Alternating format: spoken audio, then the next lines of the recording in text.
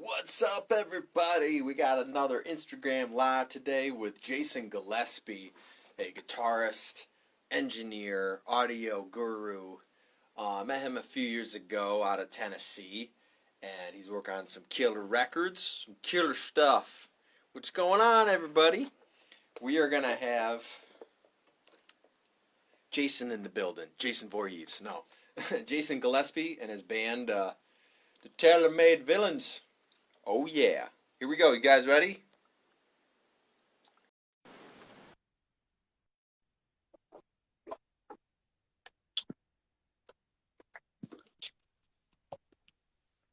Frank, What's going on, brother? man? How you doing? Good, man. Good. Good to see you. It's been a little while. Yeah, it's been a hot minute for sure. What's happening? Oh, just in here at a American recording studio, which is where I do most of all my production and engineering projects these days. Fantastic historic building. Was originally built in 1967 by Chip Moman, who was Elvis' engineer, actually. Oh, nice. Yeah, it's really cool. It's actually the only purpose-built studio in Memphis. It was built from the ground up. Same engineering team that designed RCA Studio B in Nashville built this facility. Okay. Yeah. Well, the rest just places they moved into and converted into studios, right? Yeah, a lot of them were, and they were incredible. Don't get me wrong, but this one was literally nothing else, purpose-built for this reason. So Ground up. yeah, man, it's awesome. Nice.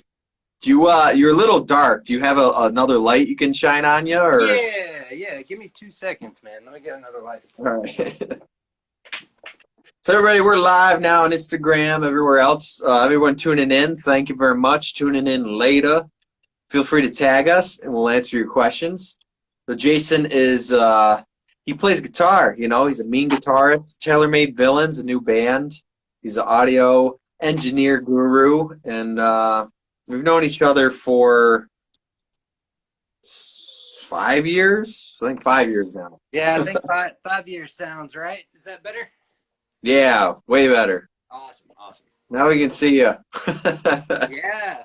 Well, you and I first started kind of working on things, bouncing files back and forth across the country, Yeah, it started with Three Doors Down Studio with that project. It was I don't think it was Hope. I think it was Falling 2. I might have known you for Falling Hope 2. too. That sounds right. Yeah. I think that was the first one. But yeah. So you got what's this new band you got going on? Tell us about that. So the band is Tailor-Made Villains, based out of Memphis, Tennessee here. Really, really cool project. Mike, who's the other guitar player in the band with me, was also in another band called Joan Red that did fairly well early 2000s. Okay. With Saliva and, a bunch of different projects back then. But our singer, Stephen Gray, is absolutely kicking ass. Aaron Hewlin playing bass, and then Jacob Feld on drums. And, man, we're really excited. We got a new single that's out right now, Buried in You. And our second single, Permission, actually finished running the first master on it earlier today. So. Okay. Yeah. Nice. Yeah, I pulled that up again. So you can find that on YouTube and Spotify, all those places, right? Yep, all your favorite digital outlets. It's there. Just search Tailor-Made Villains Buried in You. Go check it out for sure. I like that the lyric video actually has footage embedded in it, which is cool. Yeah. Well, we used Kill Devil Films. I'm gonna praise Thomas for a second. Like, that guy did some amazing work for that lyric. Yeah. And kind of as we've been working on the record and doing different things, we'll just set up cameras and get some, studio shots and just action things of what's going on at the time. Behind the scenes stuff. Some of it's funny. Like, some of the stuff is funny as hell. But basically we took all this stuff and we're like, okay, Thomas, here's the song. And then here's a bunch of video crap for you to and just the guy, do something with it. The guy, like, that was literally, besides like a couple little minor things we asked for. Like, I mean, that was pretty much what his first impression was. So Okay. I've been sending everybody his way, man. Like, dude is fantastic. I was gonna say you're gonna have to send me the link because I was like, damn, that's cool. I've never had one of those done, but Yeah, I like those. I do too, man. And one of my favorite things is just because having the lyrics in there like that, mixed with some of the behind the scenes stuff, you get to see a little bit of us just kind of being idiots, like we are. Yeah. And Yep. and then at the same time, you get the content of the song and the lyrics themselves. And I feel like it really kind of helps people, one, get to know the band a little bit, but at the same time, keep that focus on the lyrics and what we're talking about. Yeah, and the video used for it too doesn't have to be like high grade cinema quality, renting out big rigs and all that. You can use footage, and like I noticed how he did it, Mm-hmm. and it looks great. How you like embedded in it. Thank you, man. I'm glad you appreciate it for sure. Yeah, and he did an amazing job. I'll definitely send you his way. I like it. So And you what should else? honestly check out, just because we're on here and people are listening, Kill Devil Films. Go to his Facebook page and check out some of the other amazing bands and stuff he's doing. Tons of live, actual music video, full production music videos and the like. Does And everything? he does Nice. he does it all, man. He's a badass for sure. Yeah, it's tough. So what have you been doing? I know you've been mixing and stuff a lot, and you're like, it hasn't that this COVID stuff really hasn't affected kind of where you are a lot, I or I'm fortunate in that this is a private facility. I don't. If I have somebody in here, it's a couple people. You know what I mean? So it's not like a public thing. People no, walk in and I say, "I mean want we to book do a we do session." have we do have the website and everything, but it's not like you have to go. If you go to the website and call the number, you're going to get the president of the studio, and Yeah. couple few calls before you get to me. So it's fairly private, and it's one of our favorite things about it is when you're in here, you're in your own world. And again, with everything going on, I've had a lot. I mean, I got a movie I'm working on, doing dialogue for right now, and all these other mixing and mastering projects and things of that Yep. nature. So for me, I've been very fortunate to just kind of keeping the ball moving forward during this craziness. Are more people recording because of there's nothing Yeah, else to do, yeah, sort of? a You know what I lot. mean? There are actually, I saw an uptake there for a while this summer because people didn't have anything else to do, and when our clients reached out to us, and of course we're being as cautious as anybody can in this situation with Yeah. everything, but if it was well under numbers as far as how many people, we were willing to work with people. So it's been great. And again, half the time they're in the booth anyway. So yeah, Yeah. can't be much more social distance than that. So Yeah. So they're never like in where you are. They're just in the booth, do their thing, and it just depends on the situation and the client. So, yeah. but if it's one, two people, this control room, you probably can't even see it, but there's a whole section back behind the camera there that's like, I mean, you got more than 6 feet. Yeah. Yeah. I know. I seen the tracking room. It looks cool. There's a lot of you had I think 5 guys in there or something. What you're working on Oh yeah. last couple days, I think. Yeah, we had a live tracking project. Actually, we had a couple live R&B projects come in recently. Yeah. Really Something cool with stuff. strings too. I saw. Yeah, we had actually a choir project in not that long ago. Strings I haven't done in a minute. Um, the last string project I had was probably right before all the craziness kind of started. Everything. Yeah, but So yeah. how'd you get started with all this? Like what kind of intrigued you to be like, I wanna record some music. I wanna be a engineer. Well, I wanna be an astronaut. right. I first started playing in bands and things when I was actually like in middle school. Uh, a friend of mine was a drummer, and his dad found out that another friend of mine was a guitar player, and this other kid played bass, and he had all this like the Beatles' White Album was like in this massive book, all tabbed out and sheet music and everything. So Yeah. around like seventh grade, I guess he kind of called up all the parents and said, hey, let's throw the kids in a room and see what happens. So, you know, next thing we kind of just all picked up on it, and we started playing all these songs, classics, you know, covers and stuff. And Yep. you know, then we started, you know, playing like for our local youth group and different things like that, you know, and eventually we ended up even playing the casinos, I think, by the time I was like 16, 17. Nice. Which was cool. But I mean, at that Yeah. point, during that whole process, Brad's dad actually took us to tour a recording studio. And I remember walking in, man, and as soon as I saw that control room, it was like, this is where I belong. This is that spot. This is my next home. Yeah, well, I mean, I was Yeah. obsessed with it after that. So, you know, it's, again, about 16 years old, my parents bought me my first little 4-track recorder. I think it was a Casio or Panasonic or so, but it was a cassette With recorder. I had the Yeah. Fostex one. Remember that? Oh yeah. Oh, yeah. So I ran out of tracks first day and was like, oh shit. So what do I? So I figured out. Did you bounce? You could Yeah. bounce with that. I You figured could out bounce. if I could take the headphone jack out to that last open track, I could take 3, Mhm. play 1, and then I had a couple more open tracks. So Yep. I started figuring those things out and playing around, and basically my stepdad's cousin is a fairly notable like blues guitar player, and he had gone to the University of Memphis, and he knew about a recording program. So they ended up bringing me up there. I think I was maybe 17 at that point, and I got a tour of the recording facility over there at the University of Memphis.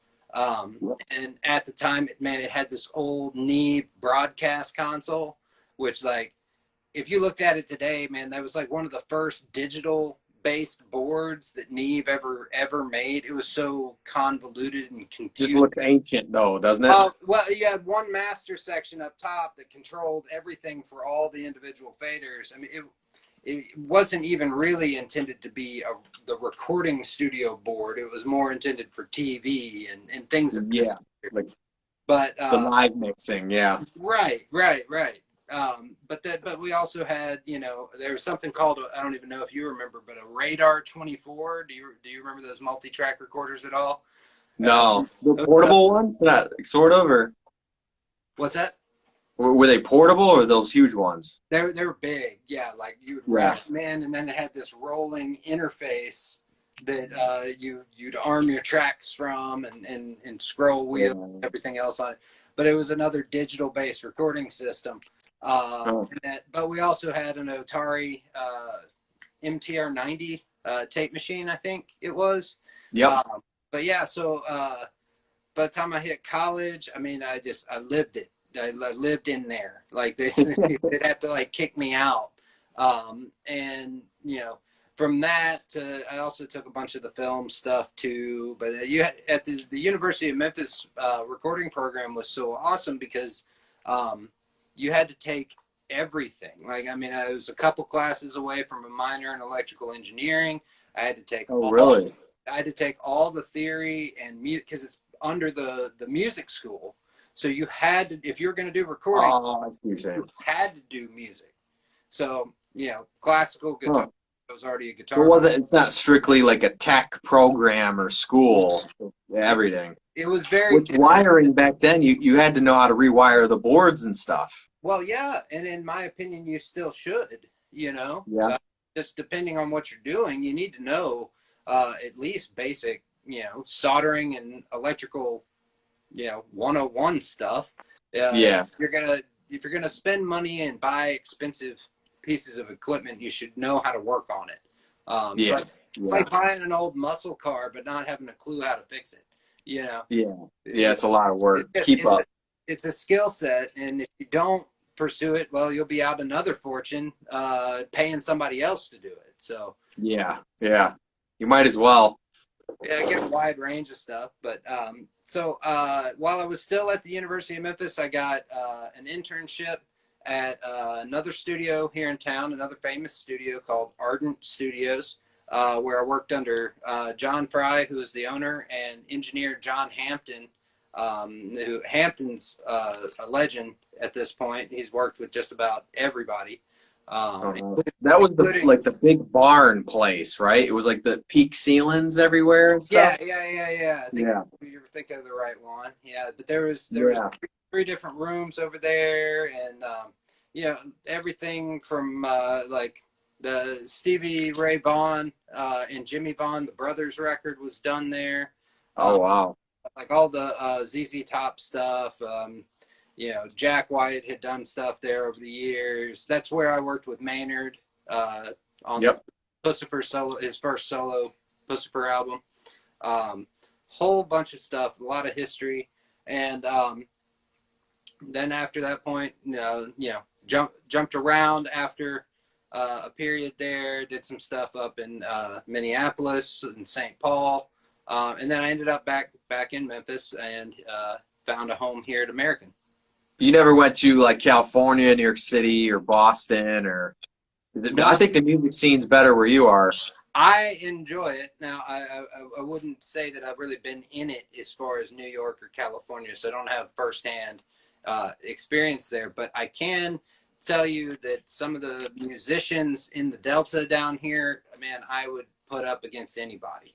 Yeah, I agree. There's just some incredible talent and incredible players. And a great example would be this guy, he goes by Pee Wee Jackson. Best drummer I think I've ever had the pleasure of recording with. He actually won the Guitar Center drum competition. Okay. Yeah. A few years back, and but Pee Wee's one of those guys, like, it's like dribbling a basketball with his kick foot. You know what I mean? Oh, okay. He would, a lot like, of ghost notes. heel toe certain things and like pulling triplets that like any other drummer I've ever seen would have needed a double kick pedal to even try that. And he won the competition for a reason. I'll put it that way. But there's so much, and there's a long history of music and the arts here, especially. But all those, players and staples from the 60s and 70s from Memphis music, they all had a lot of kids, and they're all here. Yeah.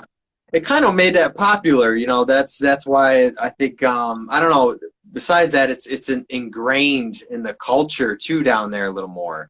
I think. It's hard for me to compare. As I said, I hadn't lived in New York or California, but down here, it's like, man, everybody plays something. Yeah. Up here it's not like that. You have people that play and do their jobs and all that kind of stuff, but it's not really like, it seems like it's more of a network thing, and everybody kind of strives for something where I don't know how to explain it, but maybe it's just more tough, as far as like California or New York. But sure. I'm not such a big fan of, like, I would never go to New York City to do anything, at all. break out. Yeah. And again, you've got a city that's just absolutely massive, So it's a lot of people, and just like the internet today it's like, how do you get above? How do you stick out in a crowd like that? It doesn't. Tough. I can imagine, playing live shows and trying to do it from the ground up is got to be a challenge, for sure. Yeah. So where's your band guys today? Hanging around? Oh yeah, Aaron is supposed to be hopefully stopping by, and then this ended up being a little bit on the early side for the other guys. Okay. Yeah. It's 4 o'clock here, 5 o'clock your time. So, hard to get a couple of them free, but hoping Aaron will swing through here before too long and at least be able to talk shop a little bit. That'd be cool. Yeah. Anybody out there, if you got questions, feel free to put them in the chat. What's going on today? I know I've seen Andrea in there. She tunes in for all of them. Got a couple of my fans. Excellent. But a lot of people, they're at work and stuff, so they're going to rewatch this, which I'm like, that's cool. That's what it's for, Yeah, definitely. They're like, damn, I missed it. And I go, well, you can rewatch it. I know, but I want to see it live, and I'm always working. Like, take a couple hours off. Who knows? Yeah. Yeah. Well, next time we'll make sure everybody clocks out early, right? Yeah, yeah. Everyone in the country, come on now. Yeah. Right. That's Everybody's supposed cool. to be on lockdown. Are they not at home anyways? Yeah. Yeah, well, more people, it's kind of good. More people are back to work and stuff. Hopefully that's working out good. Yeah. Well, things You have know? to progress eventually. So just hope that it's in a safe and smart manner, I guess would be the best way to say it. Yeah. What's up, Sylvia, Sherry? We got Andrew Beer, something. What's going on?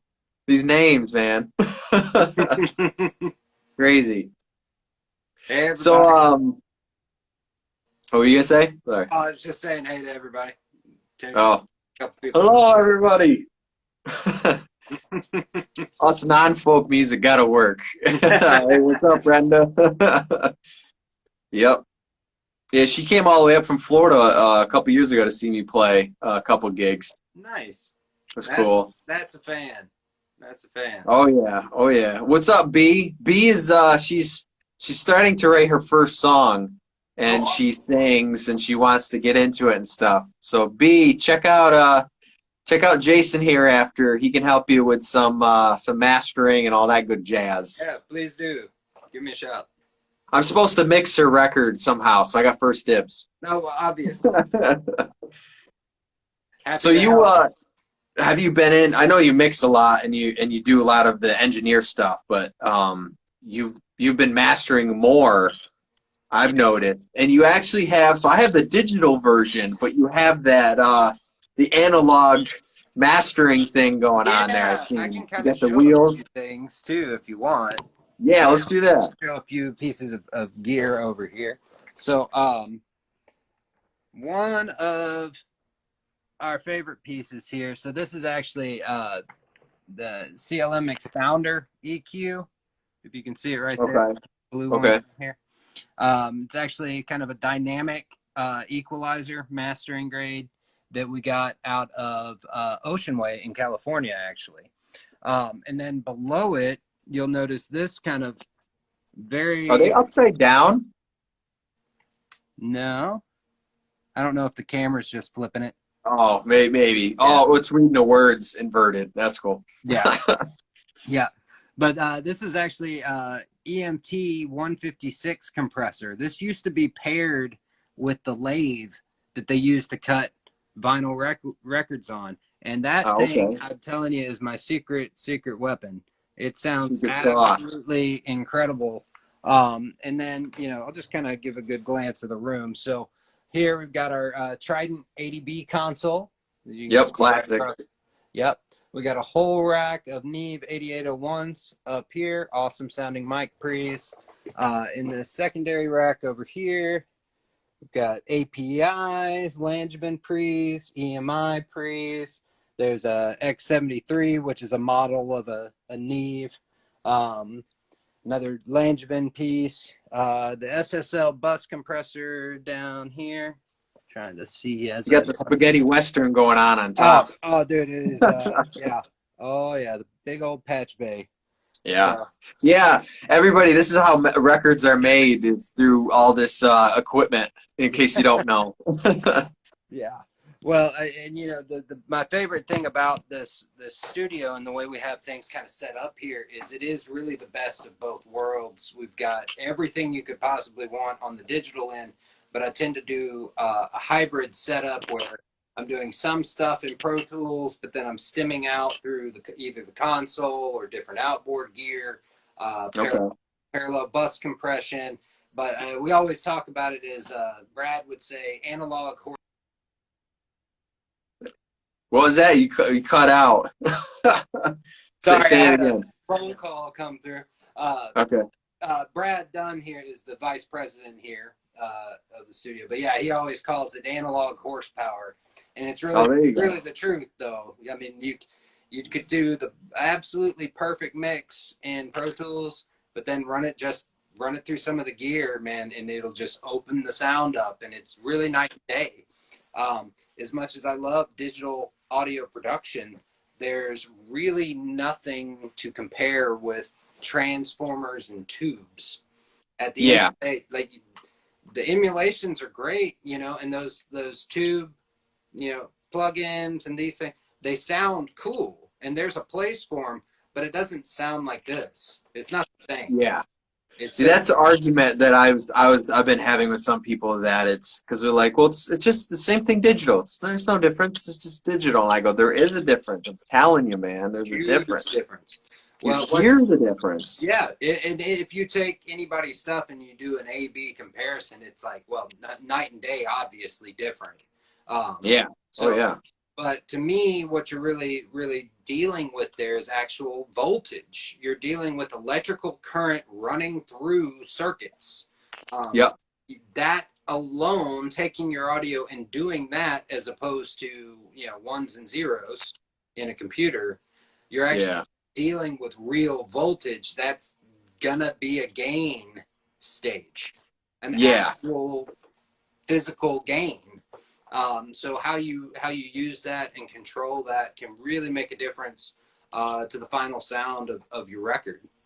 So if there's artists out there that are watching this later, you know, even if you want to get into it, what would you suggest as far as that? Would it be better to say you had the bass, the guitar, the vocals, kind of like all the stems? Yeah. Would it be better to do the stems through it, or would you recommend just like a final mix? Like, say, I'd be like, dude, I finished the final mix, sounds great. Can you do the thing there? Yeah.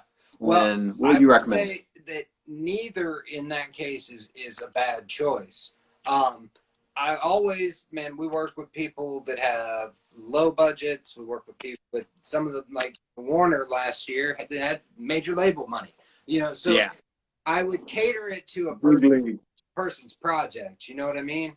Like, if you don't have the money to do a full mix, well, you can stem it, and then we can still get we can still get that sound. But it really depends on what you're working with and how flexible, you know, you would need to be on the budget to make it work, basically. But would you, if I say, like, I sent you a finished mix and I go, this is what I'm going to send to the mastering guy. Yes. Now, if you threw that through all your stuff, would you consider that mixing or mastering? That's the question. Well, honestly, so if you sent me a mix file, a stereo left and right of your finished mix, I'm just going to run it through basically the center section of my rig. You know, I'm going to run it through the console, and I'm going to hit, you know, an analog bus compressor, and then I'm going to just print it back in for you for a final stage before you send it to the mastering engineer. Again, I still think you're going to end up light years above what you would be at if you did nothing analog. And it's one of those things, like you A/B back and forth. It's like, man, the years don't lie. You know? There is. I might have to test that out with you one day. I might have to. I've never heard it that way. Anytime. Just to hear the difference, you know. Yeah, I'll run it through some of the gear, just show you what it sounds like. Happy to do that. And it might be cool to even, like, on your website or somewhere, just to put it up as an A/B comparison for people. Yeah.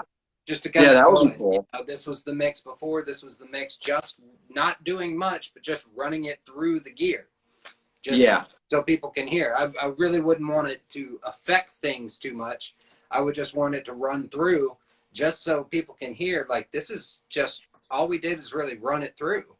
You know, not even really trying to EQ or do much of anything. It usually, it kind of feels like it brings it more up front. It's like adds a little thickness. It's like pulling a blanket off of somebody's mix. It's like, man, it was all muffled and like the edges were all fuzzy. Not fuzzy like distortion, but not clear. You know? I know what you're saying. Yep. So nice and smooth. You run it through some stuff, you just get some electricity involved on it, and man, it's obvious. Like it's undeniable for sure. And then on top of that, another thing, not particularly related to that, but another thing that we do quite often is I'll print mixes over to our tape machine. We have an amazing Studer A827 tape machine, and that alone is a whole other, you know, side of things, is to get real tape compression. that saturation, man. Yeah, it's just part of that sound, and it's the reason why people go back to older records and they're sitting there going, "Why does this sound so good?" You know. Yeah. And Yep. I've got the digital version of that. I actually used it in the new mix, and how I used it basically took the guitars and spread them out even more. You know, yeah, it did the saturation thing in the mid range, which was kind of cool, and it kind of smooths out the bottom end a little bit. But yeah, I've definitely. been surprised this guitars alone, like what it does. You know, it's kind of like it's 100 and 100, but then you go a little further. Yeah, it's just really like the imaging that happens Yeah, that that's yeah. becomes Yep. more obvious. Yeah, definitely. Yeah. There's just so many ways, and again, I deal with a lot of clients from all over the world at this point. You know, Yes, digitally send files and send in files, get you a big Dropbox or Google Drive or whatever you choose, and yeah, yeah. you can literally you can do 90% of your hard work, which is getting the part right, and then you can easily, like, another thing I've been doing a bunch lately for some people is just reamping. Like, Yeah, we did they're that. stuck wherever, don't have a great spot to record, but they got all their guitars and their bass done DI. They can send it here. I can run it through any amp choice they could possibly want, and you can print it back in. Then you can either send the files back to them and let them do what they will with it, or you can talk about, more of the mix and final stuff.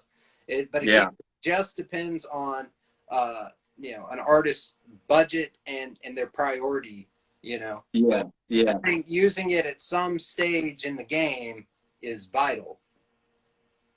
Yeah, I think it's the battle between digital and analog. I'm a big fan of the hybrid. You know, I don't really like all analog or all digital, but I like the mesh of both. You I know, agree. I agree completely, man. Because there's stuff that you can do digitally that I guess technically, yes, you could do it on tape, but it's hard. it would take a fucking forever. It's just like, why? But that, if you go back and you look at some of the things that they had to do for, like, the Beatles records or some of these Pink Floyd albums, and Yeah, you all Def these Leppard even. crazy, but that was on tape, man. And that's why it took 9 months to a year to do the record, is because you're literally splicing tape and hanging stuff up, labeling it, and then going, Yep. like, it's the whole process. But there's not a thing that we're doing in Pro Tools that hadn't been thought of to a degree before. Yeah. It was there were tricks they were doing that were so complicated, and now it's just a click of a button and you're like, okay, cool, that's done. you know. We got Brandon coming in here from Daughtry, drummer of Daughtry. Brandon, I interviewed him last week. What's up, man? Hey, man. He's got a home studio for his drum stuff, so he records drums, Awesome. and I'm sure he likes all this stuff. Brian's big into it too, the guitarist. He Yeah, loves all that I worked stuff. with Brian Craddock, right? Yeah. Yeah, Yep. a number of years ago we did some songwriting session over at another studio that I helped build. But yeah. Oh yeah. It's a small world. That's what I'm saying. It's like everybody down there is connected. It seems like there's a network and stuff, and Yeah, you know, somebody you're knows willing to somebody. kind of throw things to each other. Up here, it's different. It's like every man for himself, sort of, which is kind of weird. Yeah, everybody's on your own island, and Feels like it. Yeah, feels yeah, like it a lot. I mean, certain extent. yeah, sure. Yeah. I just, for some reason, down here, and I like I said, I lived up in the Midwest for a while, and I noticed that it was very different in this way. But, like, down here, Yeah. there's 6 degrees of separation. Everybody knows somebody. You know what I mean? Yeah. Like, Yep. it's just kind of, it's big city, but it's small town mentality stuff. Somebody, Yeah. and it's most especially in the music world, man. Like, people know each other. And if you don't know that person, we might know this person that, you know what I'm saying? Exactly. So, Maybe people down there, they like to get along with each other more. I noticed, like in New York and maybe LA, but you know, they kind of go their own way, and we sure. don't really like if you're walking down the street, we don't make conversation. I know most people don't even want to, Yeah. you know, where, I mean, it was like 10 years ago I was in Nashville. Yeah. And I was totally blown away just from, you know, the people and stuff like that of how nice they were. And they wanted to actually know what you were doing there. Yeah. Like you go through a McDonald's drive-through and they ask you, how you doing and all that. Oh, yeah, what brings you here? I'm like, yeah, exactly. Well, I mean, especially if they notice, you know, a little bit of an accent or something, it piques a curiosity, and it's just kind of a cultural thing to get to know who you're talking to. I don't know. But you kept your mohawk, right? You didn't do a cowboy hat or anything. Still rocking. You got it going. Yeah. Nah, no cowboy hats today. Yeah, I've got two. I figure next time I go down there, it's my time to actually wear one. It's funny. Make sure you put up a big belt buckle in Nashville, man. Oh, I'll have a skull on it, dripping blood. Yeah. Andrea says people in California are nice. I heard it's pretty bad crime in California, though. I heard it's getting people are moving out of there. But I could see that, though. The beach life, you know, gotta love that. I got a few industry friends that I just have not a single bad word to say about at all from California. Just absolutely love them. But they were all industry, you know, more up in the industry people. So I'd love to go out there and just visit sometime. But no, I haven't gotten to be in California enough. Yeah. Yeah, I know I think they said Hollywood and all that kind of stuff. It's all kind of, it's hurting. Yeah. Hurting over there. Well, and they shut down, you know, movie production, TV production. I mean, like, everything's just kind of 2020 breaks got thrown, and, you know, so hopefully things will start. I think they're shooting again now, but yeah, a little bit. I think they restarted the Batman movie there and finishing some other stuff. Which, speaking that was a cool trailer. Did you see the trailer? Yeah, it was pretty good. Man, I'm my curiosity's piqued. You know, I wasn't sure if anybody would top Christopher Nolan, but just the basic visuals and the way they're going with it. So far, I'm interested. You know what I mean? It's a similar vibe to me as the Batman versus Superman movie. I could see that same style, him young, you know, because I think it's supposed to be kind of the story of the Ben Affleck, you know, Batman young, sort of. Yeah. Well, if you're follow any of the graphic novels or things like that, Christopher Nolan's was based on Batman Year One. Okay. And I think this movie is actually based on Year Two, is what they call it, or whatever. Okay. But it's supposed to be the detective phase, you know, because he was always called the detective or whatever. But like none of the movies have really ever fully pursued the detective. No, I mean he was doing formulas and stuff in the original comics. Yeah.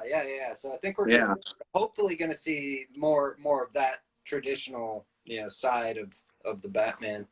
But I'm curious to see what they do with it. It looks impressive so far. That's 25% of the movie done too. That was from that trailer. Good grief. I'm still waiting for the Halloween trailer. They won't release it, but we'll see. Yeah, keep an eye out. Love those. I just released a COVID like a short Superman fan film. Oh yeah. And I was thinking of Batman, of kind of doing like what would Batman be doing during all this now? and I thought of that same thing. He'd be trying to develop a formula or cure or something like that. Yeah. So if I do one, that's probably where it's going to be geared towards. That makes for a good episode, I think, man. What was that? I said I think that'd make for a good episode. Yeah. And then, you could do it with a lot of them. I thought about what would the Punisher do? What would the Hulk do? Punisher would be funny though. He's got nobody else to kill. He busts into Wuhan. Yeah. Oh, it'd be cool though. But I love movies, so it's cool. With what do you think? Like with your new band, and as far as like the industry and plans, what would you say? Like, what would be your next step with your band? I mean, it's not really Well, a few things I'm not quite ready to talk about, but what I would encourage everybody else to do right now is to think outside the box. Like, Yeah. shows are just obviously not going to be the big money maker for artists for a minute, whether that's Yeah. 6 months, whether it's a whole nother year. Don't know. So don't count on it. So start finding other ways to push, market, and sell yourselves. So Yep. got a bunch of things we're working on specifically for tailor-made villains, and I will definitely let you know once I have a few things ready to show and put out there. But like the format's got to change. And Yes. Yeah. That's what I nobody, say. Things definitely got to change. The yeah. way the industry works has to change Mhm. because Well, it's not all about the labels eating everything up, you know, or the artists getting 0.2%, you know, or something like that. right, You know what I right, mean? right, right, right. Well, I mean, and obviously those models haven't worked for a number of years anyway. Yeah. Uh, Yeah. and you know, everything in that regard, industry wise, has been on a downhill slope. Um, so, thinking about ways to deliver music to fans that is not going to be your stereotypical, you know, streaming content, because streaming is not going to pay the bills. It's just No. the way it's set up right now. It's a big problem. And unfortunately, until the government does something to change that, nothing's going to happen. And we can all see how effective the government Yeah. it's not. So it's going to take a long time and too long for those of us in the industry to wait. So we have to get smart and we have to think about new and better ways Yeah. to drive content.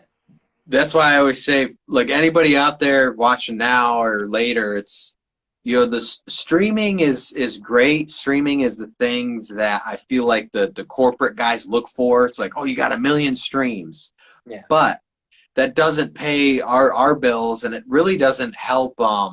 It doesn't fund even like a new song. No, It's no. if we had 1 million downloads, that would fund like a whole record and half a tour or whatever. You A know, lot. a lot. But you know, Spotify streams. I mean, what the breakdown was, like 1 million streams on Spotify is $4,500 thereabout. You know, That's less than that is though. it less? I mean, it's pathetic. YouTube is Yeah. actually pays a little over double from what I understand than Spotify, but Yeah. it's not even a penny per play, No. and there's no way to make any type of sustainability out of things for the artist. So yeah, in the meantime, there's other ways to package your music and other Yeah. things that you can be doing to try and get it out there in a way that will actually generate a real sale. And unfortunately, like, you can't afford not to be an entrepreneur right now. You have to think Yeah. in a business sense if you want to do something like this full time. If you don't, you are literally wasting your time. It's nothing wrong with it. Treat it as a Yeah. fun hobby, but you got to be able to take your creative hat off and put your business hat on and do a few Yeah. things to get yourself set up for success. That's what my friend told me when he recorded my first demo 20 years ago. He goes, remember, he goes, it's half music and half business. And that's always stuck with me. And even the internet stuff. Now, back in 2009 or 10, I would kind of annoy some of the guys that were in actual bands because I would tag them a lot and stuff when I worked with them and all that. And they'd be like, dude, stop tagging me in all these pictures and these videos and stuff. He goes, it's annoying.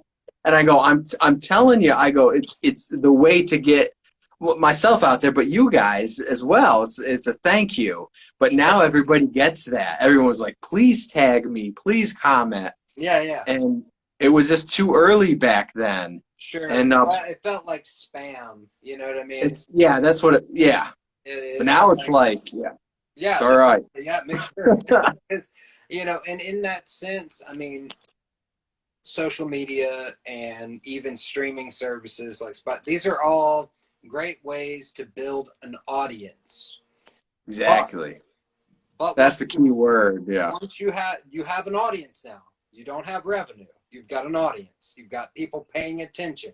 So then you got to come out with something that's actually worth them either buying into as far as a product or investing in because they believe and want to be a part of it.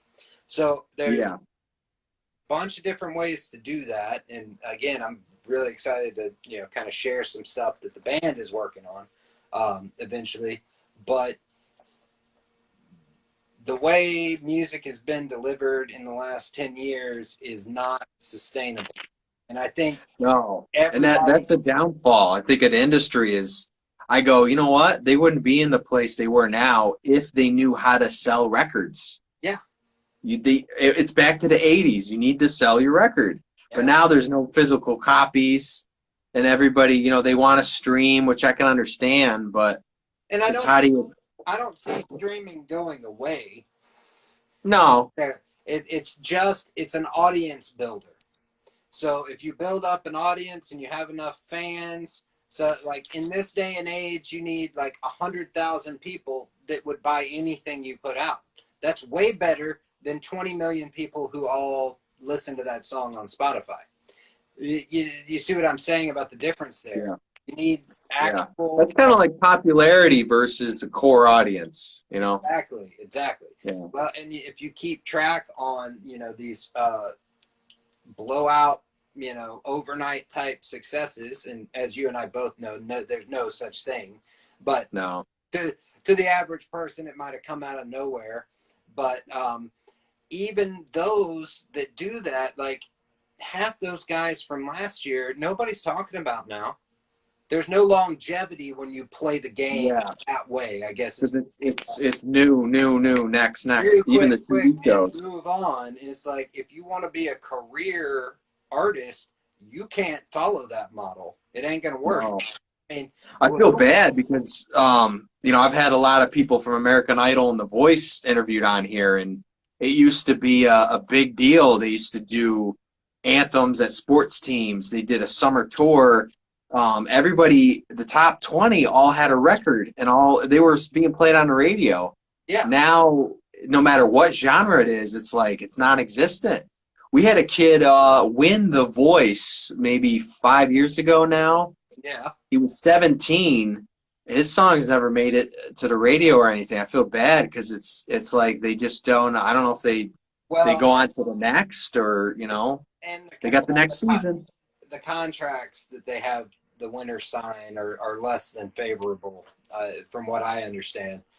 Yeah. So again, it's like I've even heard other industry professionals, I won't mention names, but say flat out, just don't sign it. Do the contest, but don't sign anything. Like do the whole thing and then walk away, because that's better to get the promotion and not like sell the rest of your artistic career away. Yeah. But again, like you were saying, even that model, which has had how many seasons of American Idol were there? I mean, like there's a lot of I don't know. there's a lot of success to mention for sure. But go back and look at all those winners, and how many of them are still on top? Yeah. You Not know? as many. No. It's sad because a lot of those guys, they're great and stuff. And I mean, Fantastic. I look at Daughtry. Daughtry kind of lucked out in the rock scene, you know. Yeah, definitely, and you know, really stepped out, and that, you know, and to give due credit to the band, I mean, those guys are all crazy talented. So Oh yeah. he's got a big, amazing voice, and then he's got some kick-ass players that back him up. So I mean, it kind of made for a mixture of success there, and why it continued to work. And I don't think everybody else has really gotten that kind of opportunity where they got and right. I noticed back them up, you know. Yeah, he's the only like he's not drugs and rock and roll. You know, he's mostly rock and roll. He's all rock and roll. Right. You know what I mean? So there's a lot of the other bands that they just didn't make it because of that, you know. Yeah, well, and that's the truth, and unfortunately, I mean, that's been true for a long time. Is, you know, I've seen even professionally in the studio, and then even just with friends and other people, like, yeah, you know. That's why I looked up the Daughtry, because I'm like, he's that they were a clean image, and they wore you know, the T-shirts and all that kind of stuff, and there was no hidden agenda. Like, I don't want to name any bands, but you know what I mean. There's some of them out there just like, like the Marilyn Mansons or you know that kind of stuff. But it's great music, but yeah, not but it's not tied, clean. it's tied to an image thing and an appearance, and there's nothing wrong with that either. I mean, it just depends on success and how you treat stuff. And Yeah, yeah, you know, again, it's like there's no right or wrong way to do it, but at the same time, there are smart and less smart ways to do things. yeah, And yeah, I think with like the longevity part of the conversation, if you're just real, people get that. And yeah. there's way That's how more I feel. respect for seeing that out of an artist than putting on an image just for the show, so to speak. If that Yeah, yep, I agree. yeah. We got a few minutes left here. Thanks everybody for tuning in. Everybody later. Thanks very much. Feel free to tag Jason in the comments. He'll Please. answer your questions. Any audio guys too, any questions, he'll answer them. Gear related music or what have you. Yeah, please. Why don't you plug your studio and then the single and the band again and all that good stuff. Yeah. So again, the studio is American Recording Studio, Memphis, Tennessee. There's Facebook, Instagram page. Please go like and follow the studio. My production company and record label, Exothermic Music or Exothermic Productions LLC. And then the band is Tailor Made Villains. Again, we've got a single out now, Buried in You. You can check out the video, like we were talking about earlier, on YouTube, and go get the song at any of your favorite digital outlets. It's a good video, guys. You gotta check that out. Thank you, Frank. It's a lyric and music video. That's what I like about it. Bit of a hybrid situation. Yeah, yeah. I thought about doing that once, and for some reason, it's either Vivo or if you were to air it, you can't air it with the lyrics. And I'm like, why not? I go, it's a creative. It's both. You know what I mean? Right. I think you have to, because the lyrics are there, you have to categorize it as a lyric video, Yeah. not an official music video. And they just draw a distinction there for some reason. I hate that. I don't like that. You gotta cut that line, folks. Yeah, I feel like the quality and the end result of it is good enough for an official video, but it is technically illegal. So. Yeah. No, I think it is. It's good. What's going on, Redhead? She goes, great interview. What's going on? So, you gonna stick around to Tennessee next couple of years? You think you're not gonna go anywhere else, right? Oh no, man! This place is keeping me so busy. I don't have much time for anything else, anyways. And like I said, I love this studio so much, man. Like you won't see me really going far for any reason. Everything I could possibly want is sitting right here, ready to use. So. There you go. We'll hit Jason up for all your audio needs. If you need any bass or guitar stuff, hit me up and we can send the stuff to him and he can analog it. And we're gonna do that, man. Send me a mix so I can just run it through the board. I will. I got a new single that I'm just finishing up the mix, and I thought about that and I go, I've never heard it that way. You know, I'm curious because maybe it's a new thing. You know, I don't know. Well, there's a lot of people been doing it, so it's one of those things, especially working from home, like I know you're having to do, and many others are.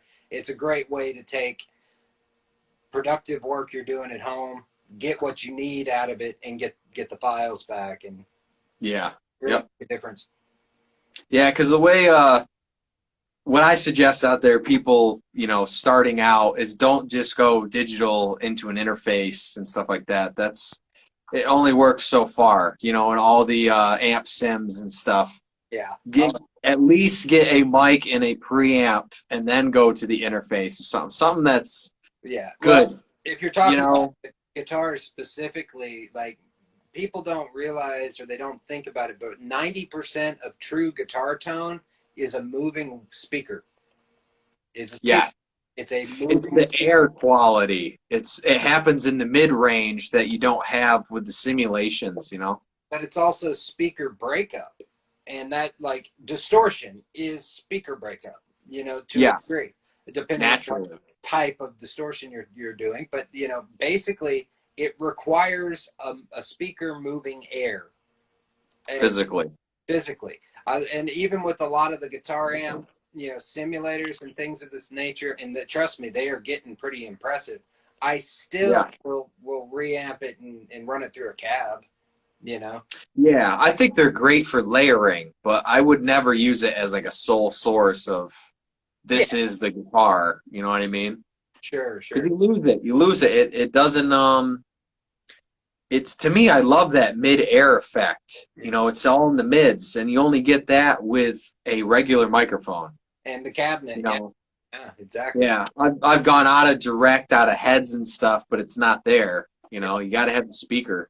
Yeah, So that's my advice to everybody. Get a good preamp, use your speakers, you know, at least the mic. Don't just go direct in. No yeah. way.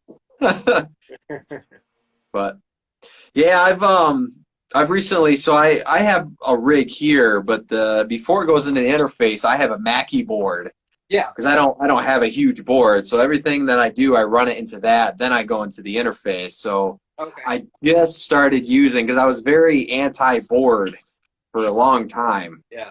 But like you were saying, it adds that little bit of analog something element to it, and I'm like the lows are It's electricity, actual yeah, electricity versus ones and zeros. exactly. Yeah. So even using a smaller, you know, more budget board that you're using, you're still getting some of that. And it, as you said, I mean, it you can hear it, you know. That's what I want. I just want a little bit of it, something that you can do the little extra EQ without buying, you know, all the other rack gear and stuff. Because I got enough to work with, but Yeah. Yeah. it gets to be, you know how it is. It's a lot. You got to check. I love the Tone Beast Yeah. from Warm Audio. Oh I yeah. got the black one. That thing is, I love those. Those are awesome. I haven't used one, but I've seen a lot of good stuff out of Yeah. Warm Audio over the recent You years. can change the circuit with a button and stuff the way it works now, so it's pretty Oh, cool. it's cool. Yeah, definitely. Love it. So yeah, us gearheads out there, what's going on? Welcome to Nerd Central. I know.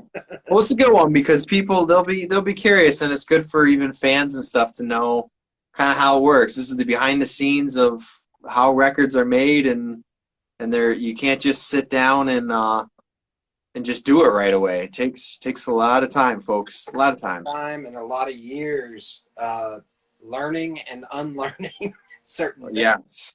Yeah. Yeah. To get to that point. But again, it's why like collaborations, like what you and I have done over the years, and things like that. You always, no matter how much you've learned or how long you've been doing this, you always learn something new from the people you Yeah. work with and collaborate with, and it's yeah. Again, it's part of that community thing. Why musicians all tend to bond. You know, there's this, Yep. there's this It's like, you beautiful. do that this way, you do that this way, and then you learn a bunch of stuff. Yeah, then you get a whole bunch of tools in your toolbox to try using later. You know. Yep. Yep. Well, I appreciate you on here. Taylor Made Villains. Check out his band. Great music video. Hopefully he's gonna release a second one here soon. We'll Very check that out. yeah. We will I keep. appreciate you coming on, and we'll have you on again in the future here once you release some more stuff and things normalize, and we'll Yeah, talk about some more stuff because I'd like to actually dive in more in an audio type chat, you know, for the people that really love that kind of stuff. definitely, man. We can talk audio all day long, and I All don't. right. I don't think anybody would get too bored. Well, if they don't know about it, they'd be like, I don't know what you're talking about. I don't know what a bus is. I don't even know what a fader is. But thanks, guys out there. I appreciate it. We got a couple more on Thursdays coming up this month, and we got Halloween across the corner. And I'll be seeing you guys soon. I appreciate it. And keep rocking out there, all right? Stay safe, Jason. I appreciate it. Awesome. Will do. Thank you, Frank. Appreciate it. All right, man. Catch you later. All right. Bye.